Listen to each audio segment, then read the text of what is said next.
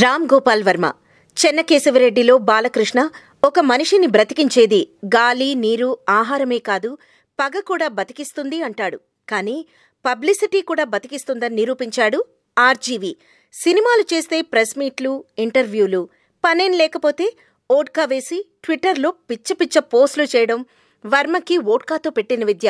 వంగవీటి ప్రమోషన్లో బిజీగా ఉంటూనే పవర్ స్టార్ పవన్ కళ్యాణ్పై ట్విట్టర్లో పెద్ద దుమారమే రేపాడు. పవన్ కళ్యాణ్ నిద్రపోతున్న అగ్నిపర్వతం లాంటివాడు. అప్పుడప్పుడు భగభగలాడుతూ పొగ వదులుతూ ఉంటాడు.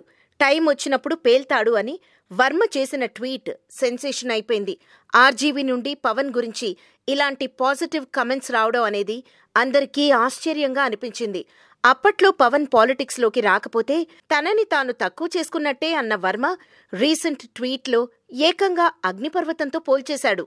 మరి టైం వచ్చినప్పుడు పేల్తాడు అనడంలో వర్మ అర్థం ఏమిటి, ఉద్దేశం ఏమిటి అనేది ఆయనకే తెలియాలి. సరిగ్గా వంగవీటి రిలీజ్ అప్పుడే పనిగట్టుకుని మరీ పవన్పై ఇలాంటి పాజిటివ్ ట్వీట్ చేయడం వెనుక మర్మం వర్మకే తెలియాలి. మరిన్ని ఫ్రెష్ ఫిల్మ్ అప్డేట్స్ కోసం మా టీఎఫ్సీ మీడియా ఛానల్ని సబ్స్క్రైబ్ చేసుకోండి.